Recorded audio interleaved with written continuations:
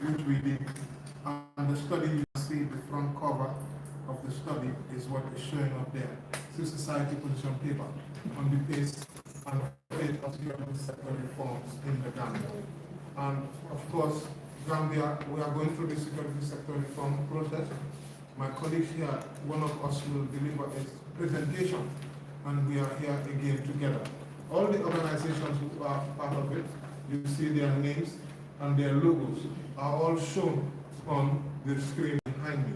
We have the Center for Budget and Macroeconomic Transparency, Edward Francis Small Center for Rights and Justice, National Youth Parliament, Activista, Team Gomsobopa, Solo Standing Foundation, Fantanka, Think Young Women, Charter 70, and we have even more, Wave, Bakanyang, Music for Change, and there's another one which I'm struggling to, Movement for Social Justice is also part of it. So that's the 13 of us. We made sure to try to do our homework rather than just to come and be here at press conferences. We decided to look at the security sector reforms. How far has it gone? Can we do our own assessments, right? So that we can see how we can complement government efforts and our colleagues together. We had a technical working group, and we worked together for all this period that you have not heard from us. And this paper has been delivered to the government. You can learn that even the Ministry of Justice, their representative came here, and we had a presentation delivered to them. But before the presentation, my colleague on the left will also deliver the position paper very quickly because we don't want to be here for short notice you guys come. So my colleague on the left will deliver the position paper statement. Yes, the statement for the position paper. And then this will be followed by a presentation on the position paper by Mr. Jabbar. So what I will do, I will just vacate my seat so that the person, whoever is speaking, will just take this meeting.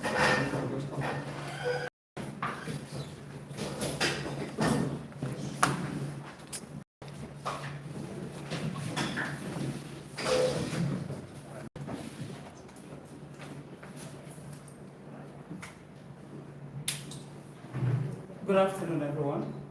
My name is Esa Sani, and I am the Program Assistant at Women Association for Women and Victims Empowerment in Gambia. I am honored to be given the opportunity to read the statement on behalf of the 13 civil society organizations that came together to make this day happen. The statement reads, submission of civil society position paper on the pace and fate of security sector reforms in the Gambia. It is with profound respect for the Gambia's ongoing democratic journey that we submit this position paper addressing the critical status and challenges surrounding the country's security sector reform processes. Nearly a decade since the historic 2016 democratic transition, the SSR agenda remains incomplete, with progress hindered by institutional inertia, political hesitation, and fragmented implementation. This paper reflects the collective concern and commitment of a 13-member civil society working group on transparency and accountability that has closely monitored the SSR process and documented the persistent issues, including troubling instances of police brutality that undermine public trust and democratic consolidation. We acknowledge and commend the government of the Gambia's commitments as articulated in its National Security Policy 2019 and the Security Sector Reform Strategy 2020-2024, which aim to establish a professional, accountable, and rights-respecting security sector. Furthermore, we recognize the government's adoption of the Truth, Reconciliation, and Reparations Commission recommendations and the formulation of the white paper on SSR implementation as significant policy milestones. The ongoing partnerships and funding support from international bodies, including the United Nations and other key stakeholders, demonstrates a commendable dedication to reform. However, despite these efforts, tangible reforms have been slow and uneven, reflecting enduring challenges such as political interference, inadequate coordination, and resistance within security institutions. The gap between policy and practice threatens to erode Gambians' confidence in the security apparatus and puts at risk the hard-won democratic gains and national peace. This paper strongly advocates for urgent, measurable actions rooted in transparency, accountability, and inclusive participation of civil society and citizens in the SSR process. We call for the establishment of fully independent oversight bodies, comprehensive training reforms for security personnel, transparent recruitment and promotion practices, and the deployment of technology to enhance accountability and community engagement. By providing detailed, actionable recommendations, this position paper seeks to catalyze a renewed political will and collaborative engagement among the government, National Assembly, security agencies, oversight institutions, civil society organizations, and international partners to decisively advance the SSR agenda. Our collective objective is a security sector that not only protects but also serves the people of the Gambia with professionalism, respect for human rights, and adherence to the rule of law. We remain hopeful that this document will contribute meaningfully to the national discourse on security reform and inform policy and programming that secures lasting peace, justice, and democratic resilience for all Gambians. Thank you for your attention and consideration of this critical matter. This statement is signed by activists at the Gambia, Bay Kanya, Center for Budget and Macroeconomic Transparency, CBNT Gambia, Chapter 70, Edward Francis Small Center for Rights and Justice, Fantanka, Movement for Social Justice, Music for Change, Solo Sunday Foundation, Team Gomsabopa, the National Youth Parliament, the Gambia, Think Young Women, and Women's Association for Women and Victims Empowerment. Further, the statement has been submitted to the National Security Advisor's Office of the President, the National Assembly, the Minister of Justice, the Chairperson of the National Security Council, the Gambia Armed Forces, the National Human Rights Commission, the Inspector General of the Gambia Police Force, the Director General of the Gambia National Intelligence Agency, the UN Resident Coordinator in the Gambia, the UNDP Country Representative in the Gambia, ECOWAS Representative, DCAF, GIZ, and the Post-TRC Unit of the Ministry of Justice. Thank you. Thank you very much. So, like I said, we want to do a very quick presentation, but we want to definitely make sure that the local languages, there are some media houses, there are many Gambians who English is not their native language. So we are not going to make it long, but NYT, the clerk, you can just swap the two of you, and then you can just do a quick summary. Yeah.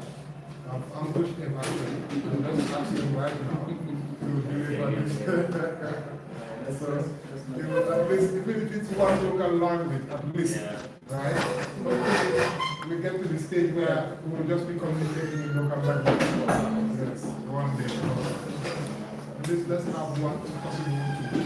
This is just a summary, right? We are not going to go very much word for word. It's a summary. You can always read it in English, but let's get a summary. Thank you so much. All right, thank you very much. So did I try to summarize US don't read si anda did I summarize in all of did I give a summarize si man pour ñu xamné ñom ñoo nekk di déglu wax yoyu non ñu mëna understand lu ñu waxtane so press conference bi ni lu tax ñu woté ko won mo taxone amon na time bo xamné civil society organization 13 of us daje woon nañ ñu gestu naka la security sector reform bi nekk di progressé indi Gambia xam nañ ne dugal nañ si xaalis bu bëri research indicate na dugal nañ si luy dem de 20 to 30 million US dollars dugal na si Gambia indi security sector reform waaye ba léegi luñ nekk di gis mooy luñ doon daw si sun former government or si sun former administration bu Yaya Jammeh nekkee fii 22 years ago loolu lañ nekk di gis ba léegi so ñun luñ nekk di oote mooy comme que wax nañ dañoo wéeti security bi nu muy operaté dañoo make so it's a security for the people policy pour ñun la ñuy nekkal foofu noonu pour sàmm nekkul pour sàmm nguur bi rek ba army bi tamit ñun la muy nekkal foofu pour sàmm ñu immigration tamit ñun la muy nekkal foofu noonu pour gaay bi pour security nekkal loo xam ne ñun la fa nekkal te ñun la muy doolal waaye gis nañ ne naka la nekk di demee mu ngi xala slow bu baax a baax so ñun gestu nañ gestu yooyu war a xamal ne government of the Gambia mooy nguuri Gambia dafa war a def ay jéego pour ensure that ñu implement the security sector reform si nu mu gën a gaawee because luñ doon jooy ba tey loolu moo fa nekk ba léegi police yaa ngi dóor ay nit ba léegi police suñ arrêté ñi ngi leen téye comme ay nit lañ téye gis nañ police di téye ay nit di leen sànni si gannaaw pick-up gis nañ police di arrêté nit ba pare di leen mbéj loolu yëpp nekkul si loi loolu yëpp àndul si loi te loolu lañ bëggoon a génnee fii loolu moo waroon ñu ne security sector reform waaye ba tey loolu mu ngi am xam nañ nag am na yu bëri yoo xam ne door na gis nañ police yi bind nañ loi bu ees ngeew loolu noonu ne di police bill pour war a mun a change police naka la muy doxalee gis nañ immigration am nañ immigration act gis nañ ay réforme yu bëri loi yu bëri yoo xam ne ñu ngi koy jéem a andi pour taxawal suñ daara mu nekk loo xam ne ñun la fay nekkal waaye ba tey nu mu nekk di ñëwee o nu mu nekk di demee dafa xalaat slow bu baax a baax a baax so ñun nag ñu ne nguur war na moo gestu naka la muy liggéeyee ak National Assembly naka la muy liggéeyee ak independent institution yoo xam ne ñooñu ñoo fa nekk pour war a sàmm nit yi seen bor ak suñ human right naka la gars yi di mën a coordonner pour ensure ne security sector reform the speed is expedite and you realize la lañ bëggoon foofu noonu te lii ñu koy waxtaanee tamit di ko ñoo xam ne ñoo nekk di dooleel nguur bi wala ñoo nekk di dooleel civil society pour gars yi di liggéey si fana SSR ñoom tam ñu xam comme ñun lan lañ si nekk di seetlu ndax am nañ luñ bëggoon ndax àgg nañ fu mu doon seetlu ak lan moo des luñ war a def pour àgg foofu noonu so loolu moo nekkoon luñ doon waxtaanee loolu la doon instant bi si wolof mbali noon ba trailer ga ñim fanan ko mani ga kanko binu maron fa ko no la ñanda ko ñami kon nak kaciatu menti wolen security sector reform na ya mo security sector reform wolen na banko akantar nya akam akasama nyaari because ngalon ne ko bri ya jame belum janga be ko police ka bihe mu nyame ani ga bihe mu nyame security belum nyame ni banko kan amanya na kera wo nyame police kila dogo kenu nyame ani ananya ta kala nyame o manke kelenti ka jare police ka mol arrest ke turo mun jani ke sama police ka mol arrest ke fa ndo kono ko yalla ko ye lo si ko fa ndo ko so ni kan fa wal me alon ko amanyi nya anu ani human right manta ani kala ma wala nyanto manke tek kelenti so be nyanta kenya ko di jamale do de SSR ko security sector reform ko bare fo sign ba je kan ko to kamen kumon wala be je fo bi sign tol civil society me ala mon don len benta janga men jibe wala mun ko man sa kunda nyanta fan jibe la ka make sure security sector reform implementation ay tariya itu me on men nyanta kala je ke je me on yalla ko wol fanan la ta wala bonni la no je ngawol bondi je ka je ko nim police wol be la do ko kala isanin hadamani wala nyanto sama nyola ning ami be la do ko kala isanin hadamani won nyanto sama nyola pat fanan luwal me yalla ko wala be je wala ye police sabe yande ila ko ke ka nyam o luwal ye boje wala na di je me yalla ko wala luwal ti melne hadamani wol nyanto kala nyola so ñine gara kaca de la tamen kaca na re esa ñine faale ngale kan ko son bakka wala damandi somara mandi ka kan be dum bisa coba ada pembayaran mandi ka kan ko ka kan tadi mor ma ga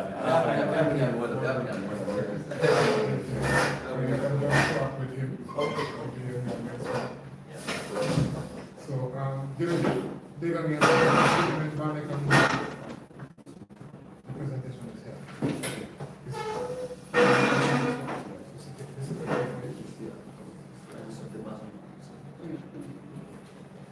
Okay, so So you can just get some presentation loaded up. You get presentation. We after you open floor with some questions because maybe I'm not nobody who make a house in Bika. I'm not put that back security. All right. Gambia.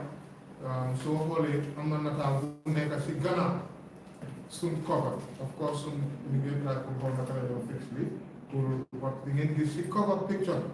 Lu nekk si gannaaw loolu is a picture of ku ñëw ak Omar Abdiba bu ñu ko daan sànni si pitam loolu moom gis nañ ko te amul foofu ñu citizens yi rek gis nañ police naka la ñuy use police pour ne génne even di AG from official ñun yëpp comme ne loolu yëpp nekkul loo xam ne lu taxaw la in fact sax suñ tapping organisations yi looloo tax ñu njëkk a ñëw come together.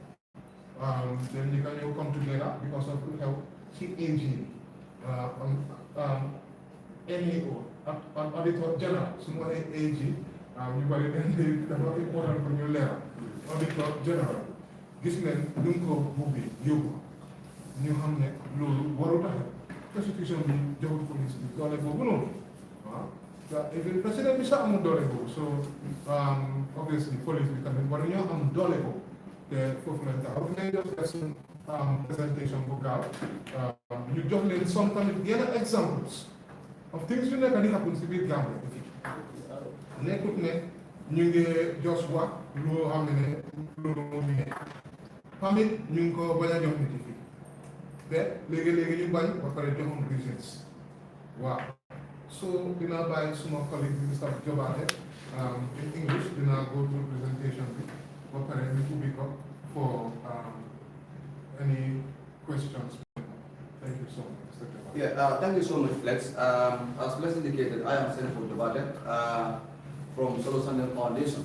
So as Flex indicated, after the first full removal of the Auditor General from his office, 13 civil society organizations came together to do their own assessment of the fate and pace of security sector reform in this country.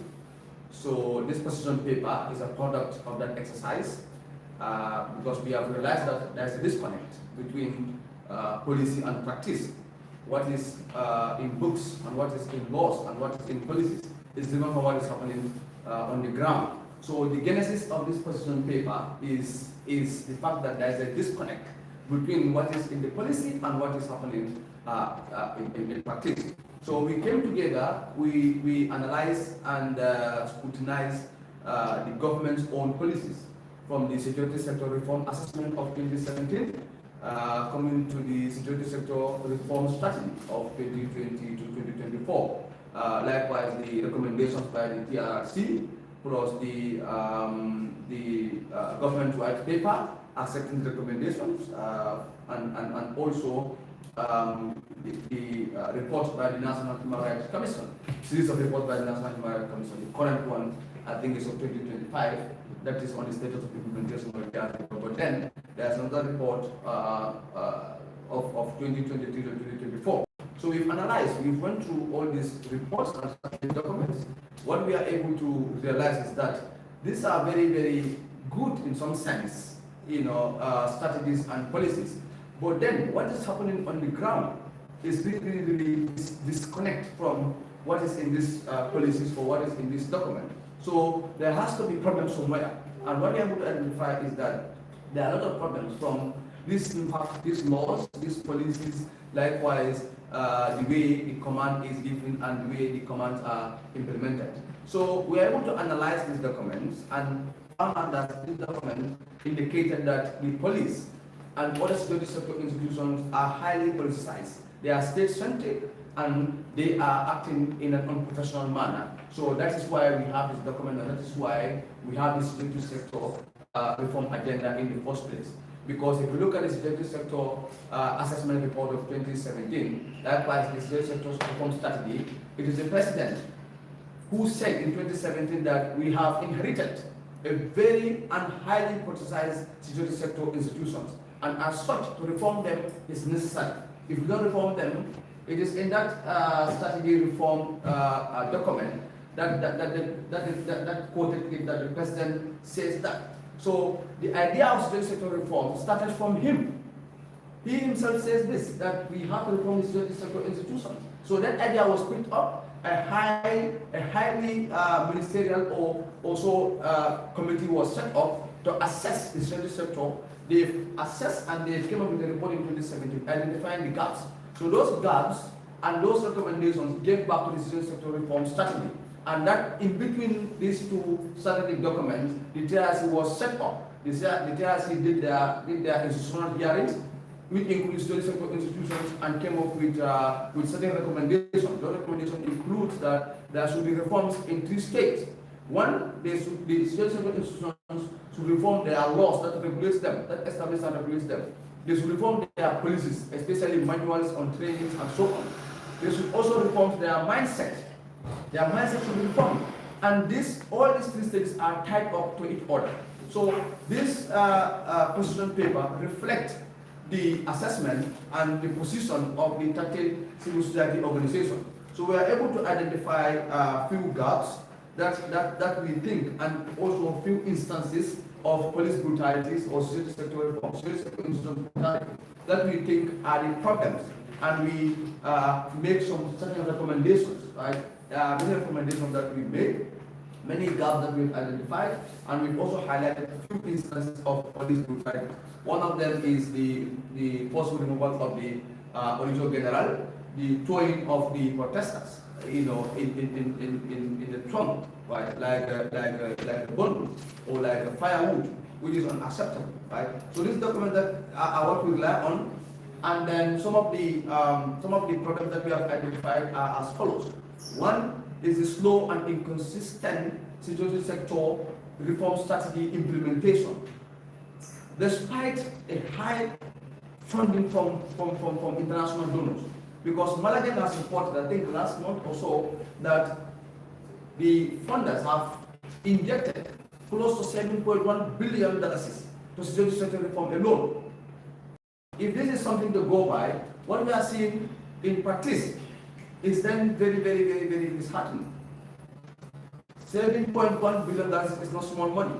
That's a lot of money, right? If that money is spent on reforming the laws, reforming the policies and so on, then it's not reflecting on the ground operations of these institutions, especially the Gambia Police Force. We have seen how arrests are done, how detentions are done, how those arrested are strategically, be given to different police stations to have and detain them. Those are some strategic measures that were taken in the dark days, and they are still being taken in Gambia we call a democratic government. So we have identified that there's a slow and inconsistent SSR implementation. We have also identified that there's an entrenched police brutality. It seems as if this is a state policy, that the police need to be brutal, because that's how we are seeing it. It's a state policy that is instructed from the high level to the lower level, right? From the excessive use of force, arbitrary arrest, torture, and sometimes death during protests. We have seen Omar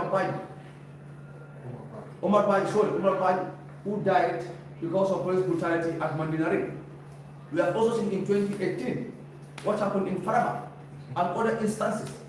Right? So there's an entrenched police brutality. It is kind of a state policy which is being instructed from the high command to the lower level. That's how we are seeing it, and that's a very serious issue. That's a very serious gap. We've also identified weak accountability system. There's a weak accountability system. These officers are not held accountable.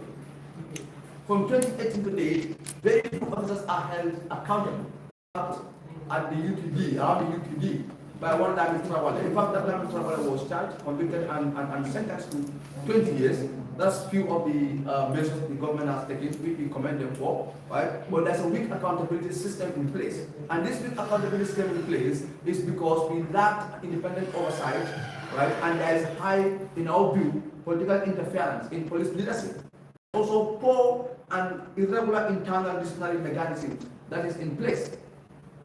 So these gaps are there, and we have identified them. And there's a need, in our view, to address these issues, because if these issues are not addressed, the way things are going is getting serious day by day.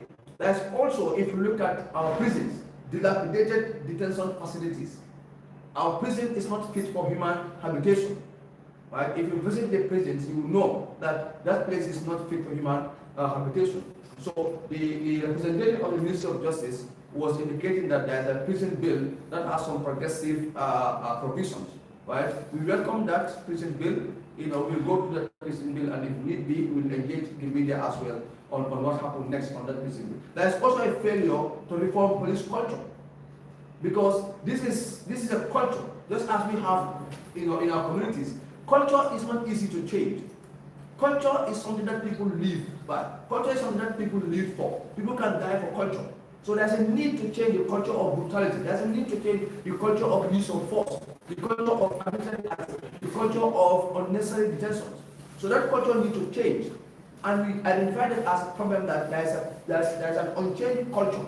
Right? So if this culture does not change, there will be impunity, and our democratic consolidation will actually be undermined. So having identified these gaps and having worked on this strategic document, we are able to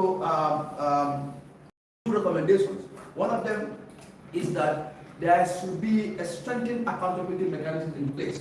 This is to establish an independent civil oversight body for police accountability and perhaps other security sector institutions.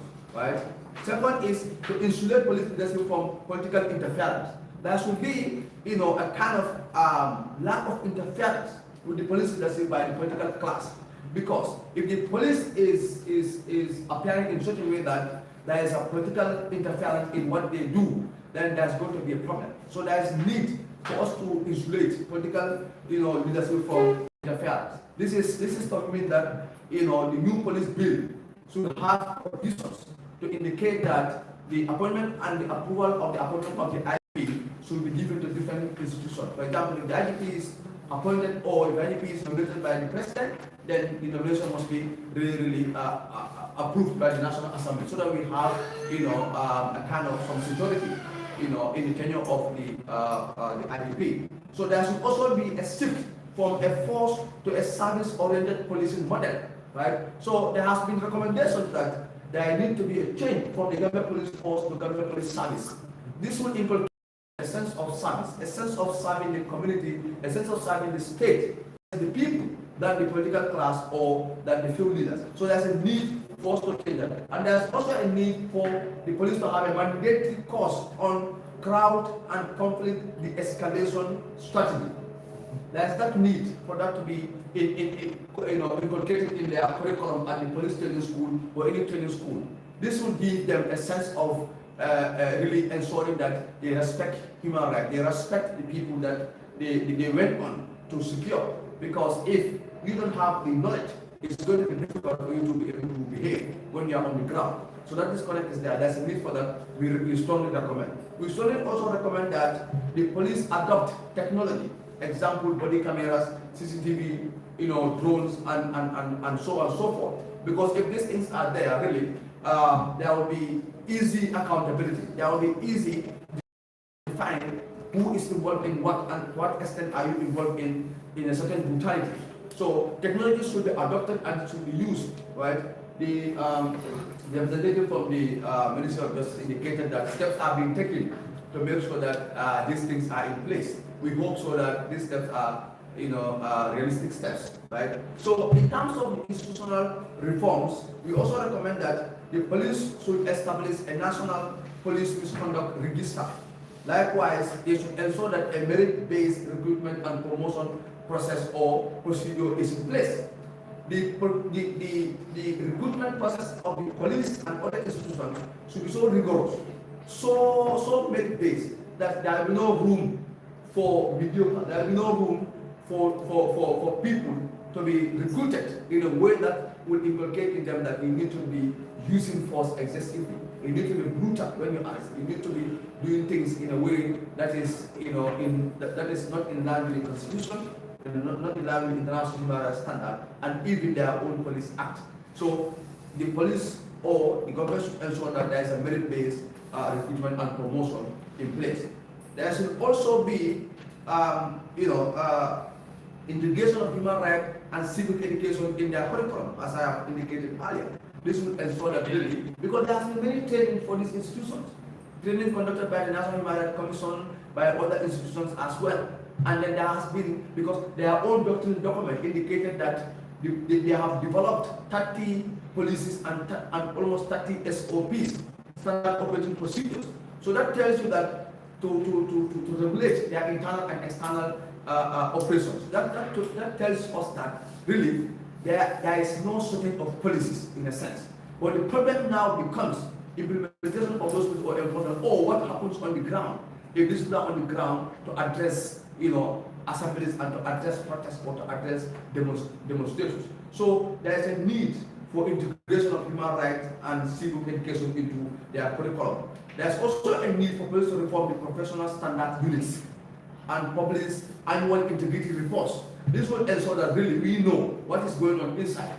We know what is going on inside. We know the kind of units that the police have. We know there are some units, human rights units, and so on and so on. But there's a need to be publishing that, maybe annually or by annually, right? To be able to get us the details of what is happening internally, right? So these are some of the recommendations, right, that the 13 civil society organizations came together and put forward. So as my brother indicated, this policy paper is with the government right now, right? Because it has been submitted to the Ministry of Interior, the Ministry of Justice, even the President's Office. We have submitted this there, likewise the National Security Advisor and the National Human Rights Commission. So the last of the recommendation is such that the police or the institutions that are security sector must introduce competitive salaries, medical insurances, and retirement packages to reduce corruption. Because corruption is a cancer. It's a cancer that really eats up the nation. So we need to be able to have this competitive wages or salaries in place to be able to ensure that the police and other institutions are free from corruption or are free from things. Because some of these things, if I am paid well, it's a logic. If I am paid well, I'm receiving good salary, receiving good package and so on. Who are you to tell me to enforce an unlawful order? My fear would be that if I don't enforce an unlawful order, I will not eat. I will not pay my children's school fees. I will not do X, Y, and Z. But if I have that package sorted out, really, I will not be there to enforce an unlawful order. And if you dare not enforce an unlawful order, in fact, you are ensuring that our democracy lives on. You are giving practical expression to the reasons that we have expressed in 20 vote in the government that is there right now. So these are the recommendations. I have just summarized them. The policy paper is there. These are the position paper that these are the recommendations we are able to come out with. But it's very long, but I'm able to summarize them together, right? So this is what we have for the people of this country, right? So we are not enemies of the government. We are we complement their work. We work with all the institutions as civil society. So, but then it's incumbent on us, or is important for us to come out, as President indicated, that there's something happening, and there's a trajectory, there's consistency in what they do, and it seems to be an intent policy. So we need to have to break that.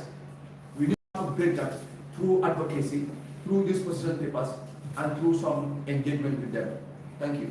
Thank you so much. You can start with because I know there might be some questions. Okay, we are so grateful that you guys have come today.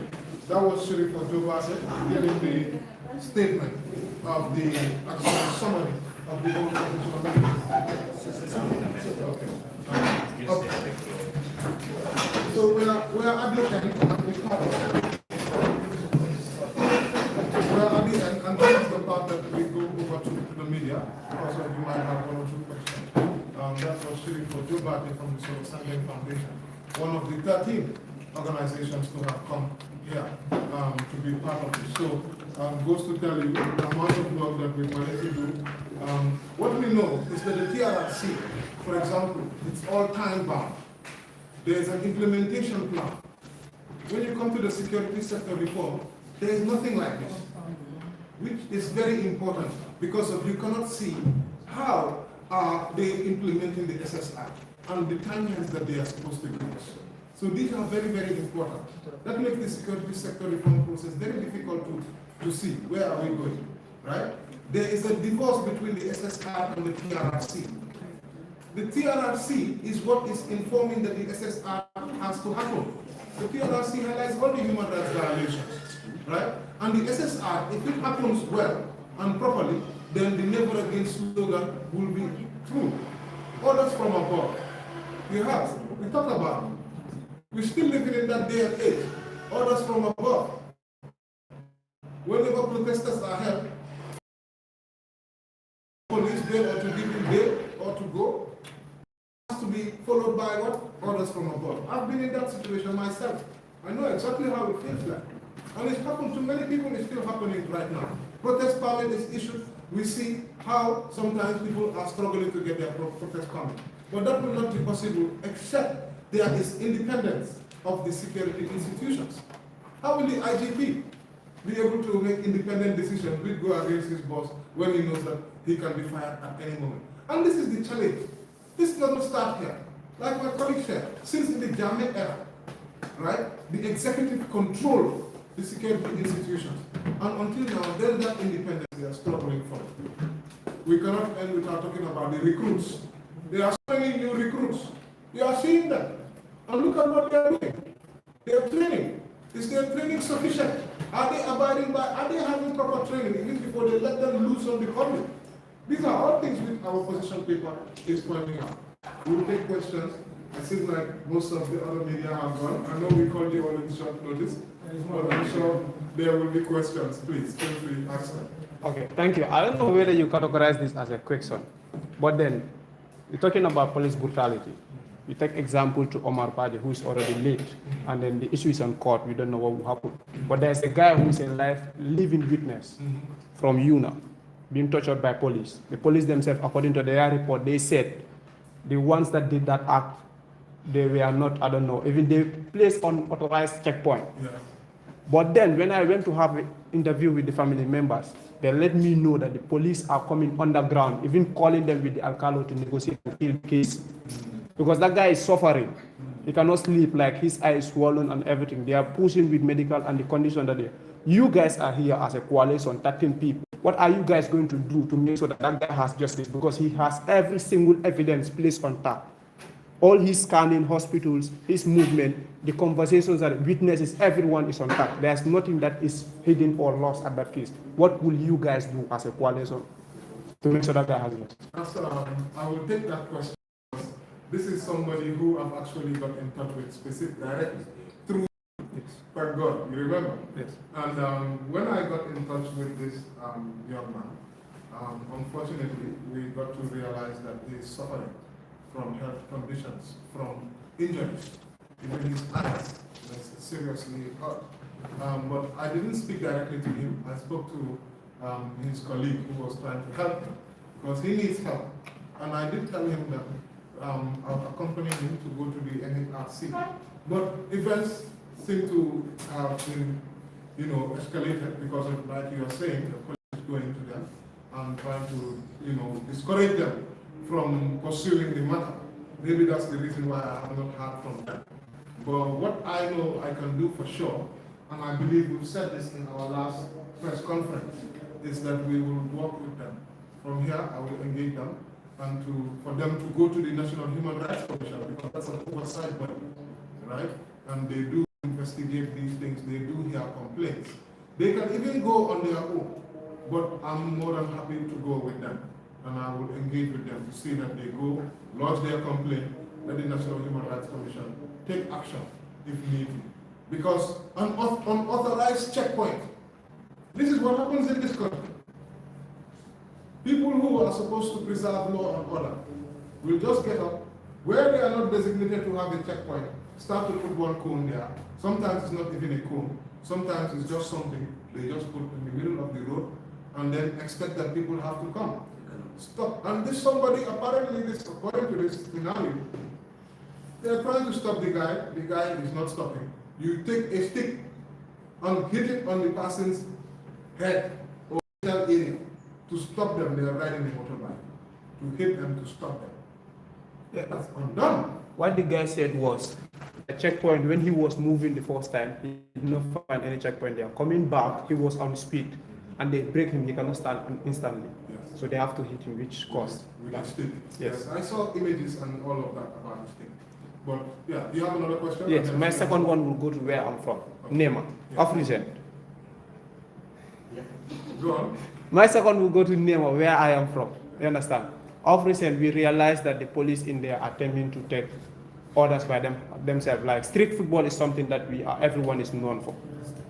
But they went ahead, stopped kids from playing street football, and official fighting. I'm not saying individuals are the ones who start the fight. The officers themselves captured in a real life footage, you understand, fighting people, and then in return putting them in cells on bail cases. Now they are reporting on daily basis. What would be your stand on those things? Okay. Any of my, do you want to direct it to anybody? One of my colleagues is here. Yes, just come here. Come on. I can sit here now. Yeah, no, leave the mic.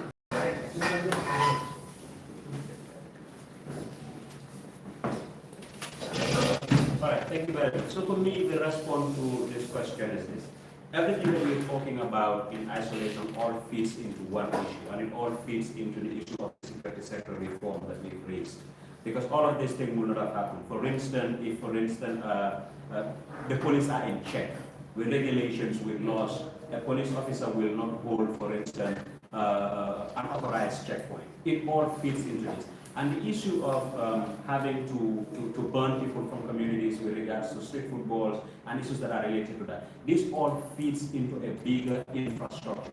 Does the government make the provision to ensure that there are football fields that are designated for these young people in the communities where they can reach, so that they can go play football there? Because if that is not done, then you leave the young people with no options and no choice than for you to use the streets. And the streets are not streets, they are everyone's street. So it is important for us as people, and this is not just civil society, this is us as a community. I mean, this is us as people that elect the president. This is us as people that elect the National Assembly, who are the lawmakers. How do we respond to this? How do we channel this through our National Assembly to ensure that there are legislation made that will address these issues? But also, how do we ensure that as individuals and as citizens, we continue to employ from our National Assembly members and our institution to implement the policies that are in place to safeguard us as people? So I think it's a everybody responsibility. We do not have to accept certain issues. However, that is not also saying we need to take the laws in our own hands. We have elected National Assembly members. We've given them responsibilities to make laws. Now, are those laws addressing the needs and aspirations of the Gambian people? If not, then it is our individual rights to ensure that we consult with our National Assembly member at our constituency level so that they are able to make those changes. The other things are, how often, for us as media, for instance, are these things brought to daylight? Are these things brought in the open? Because we have a responsibility as civil society. And media, for me, is civil society.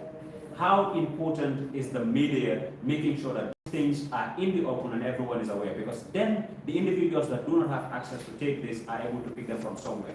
But also, how do we utilize public litigation? How do we ensure that we do not just stop at calling press conferences, but also making sure that we take these matters to court? Because, for instance, this community can take the matter to court, then ask the government to either provide the young people with a football field to play on, or leave them play in the streets that they have. So I think we need to start stepping up and litigating publicly. That way we can address issues of this.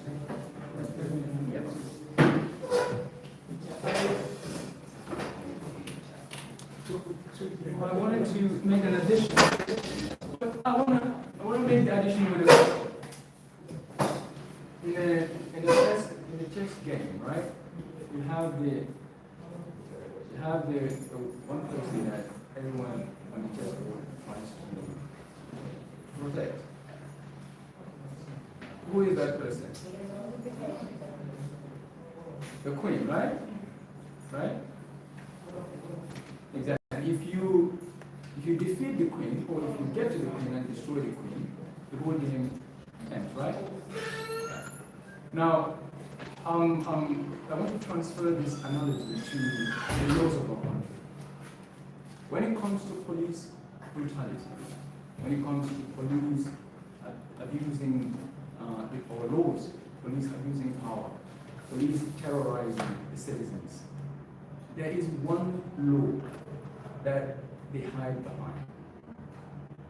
That law they use to terrorize the citizens that they are supposed to protect.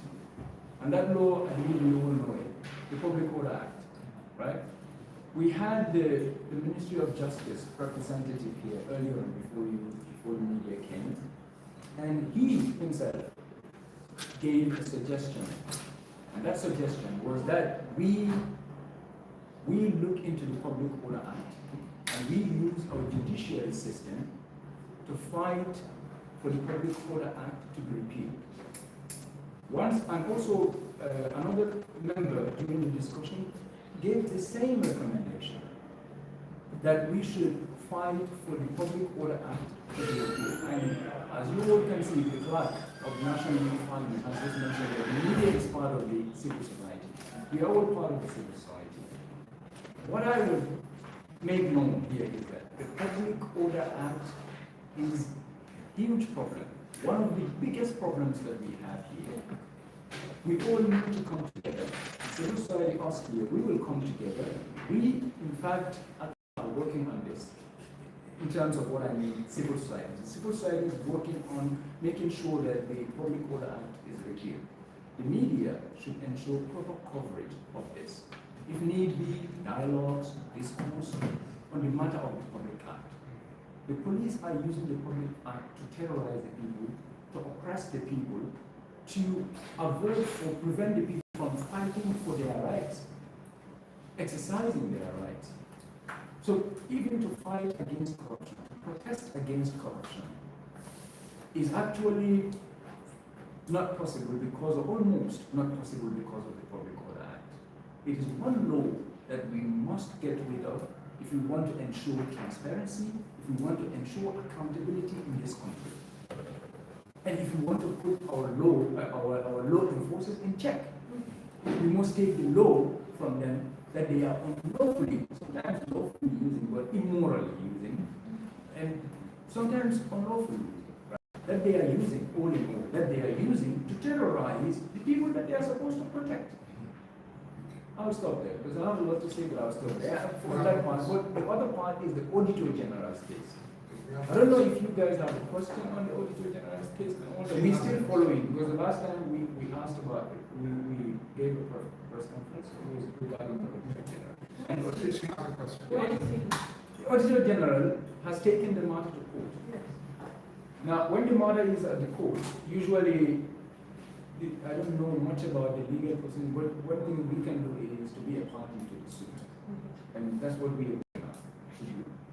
And hopefully we will be able to do that, to cement this suit that he has pursued. The Auditor General's case, rather, I implore all of you, the media, to follow this case. Because this is a serious case that the Auditor General has every right, I believe, to win. And if he wins, it is a win for this country. If he loses, it is a great loss to this country. Because the current Auditor General right now is there illegally occupying that position. He is not supposed to be there. The former one that has been removed, that is fighting at the courts right now, is a lawfully selected person. And he is backed by the Constitution to man that position. The president did not follow the right procedures to have him removed. He forcefully removed it by using our police system to remove him. And that is unlawful. What the president has done is unlawful. What the police have done is unlawful. So we make sure that we watch this and we will fight, we will join hands and then fight this fight. We have some more questions. Yeah.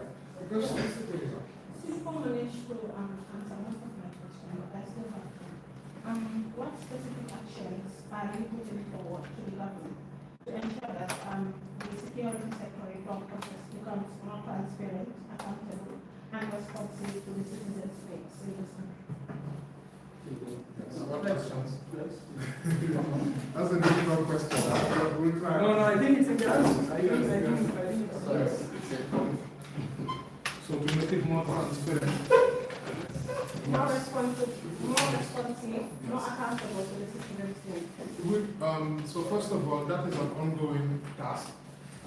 which we as citizens have a very important role to play in following the government.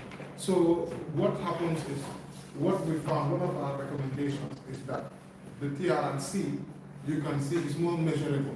One of the first recommendations is to have measurable goals and targets so that the government can, like the TRRC, have an implementation plan that within 5 years they expect to do X and Y. If journalists, if you go into that implementation plan, you will see by which quarter of which year they expect an action to be completed. But that does not occur in this SSR. So this is one of the first things which we are recommending that they need to do for the SSR, so that it's measurable, so that we can see when they promise that something should be done and that needs to be done. So that a report can be issued. Like how the NHRC is issuing a report every year on what is done on the TRRC. This is something similar what we need to see for the SSR. But sometimes it comes, but the way that it comes is not measurable. You understand?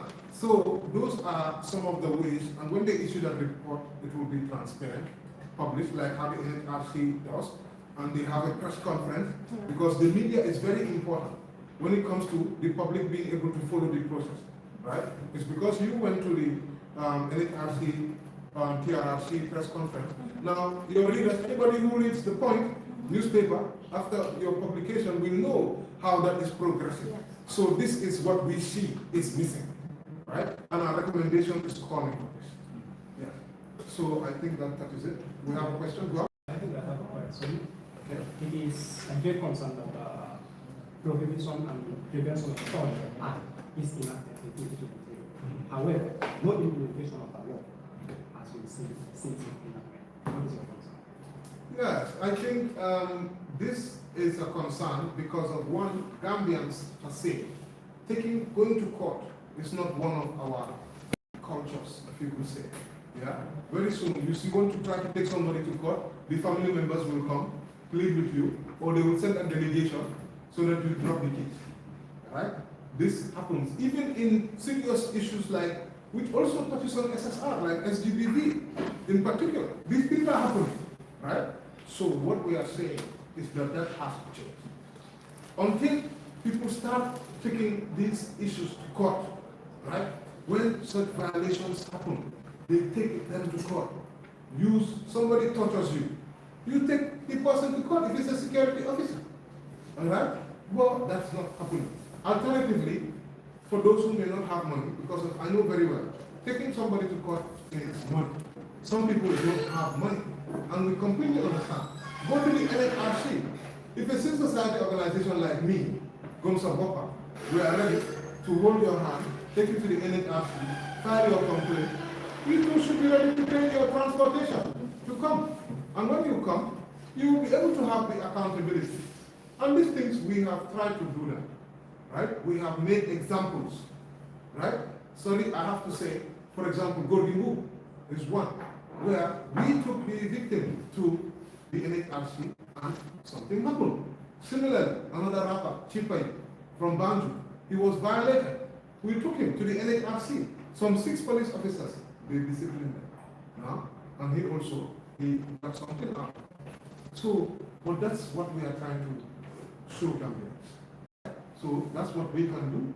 But the act, as for the act that you talked about, that one, they need to go to court so that they can implement that. Another question is with the security sector reform. We have seen the drifters noticing they call themselves as outlaws, and we have seen that the Motor Traffic Act is being repealed, and they want to come up with a new law. So, what is your stand on that? As it is a security sector reform bill that will go to Parliament, and these people are endangering the lives of individuals outside in the public. So, also about the repeal of the Road Traffic Act, right? Because it is when a new law comes in, then another law will be repealed, right? So, when the issue with drifters, the police has charged some of them before, right? So, I don't know under what offense or so. What I would like to believe is disorderly conduct, something like that, disorderly conduct or so, that endangers the lives of people of this country. Right? So they call themselves outlaws, yes, that is just that is a name, you know. So, but they are not outlaws. Everybody in this country is under the command of the constitution and the laws of this country. Right? So it's all the drifters. Okay, so I don't know how it affects the security concerns, right? Because how it affects the security reform concern. So if it is the other way around, like the security is dealing with them in a way that is against their rights or so, then the comment will have been in that direction. Maybe we are talking about reforms. Yes. And maybe you're not feeling it, but the Motor Traffic Act Yes. is being currently reviewed to be repealed. Okay, yeah. So now, that is a security sector reform. So it has a connection. Yeah. So now we need cater for the punishment of those individuals directly, because currently they cannot charge them directly for those punishments. They can charge them in line with what is in that act, which is an outdated act. I think it's 1940 something or something like Yeah, that. yeah. That's very, very important. Let's keep it. Let me what I will just say. What I will just say is because we have not seen that bill yet, right? So we don't know what exactly is to be repealed. But since you brought this to our attention, we call on the government for us to also be included in the process. If it is currently at the National Assembly level, as civil society organizations, we can reach out to them, get a hand of what the bill or the repeal is actually calling for to be repealed, and we can give our inputs on that, right? It might be because they can be punished under some other section. So because we are not very much with that as of now, I think we will decline to give a specific comment. But one thing which we do call for is for us to look at that and to see how it does impact on the security. Because security of people is important. A safe route is very important for our security, definitely. Anybody ask questions? Are we done? I don't think anyone has any questions for him. Yeah. All right, thank you very much. And so that's all what we have for you today. We are very grateful that you guys came at such short notice and you stayed with us for this period and managed to cover today's conference. Please, we want to thank you, especially those of you who have already published some of our statements, which we have sent to you. So we can't thank you enough. Thank you. Hopefully we'll get to talk to you again.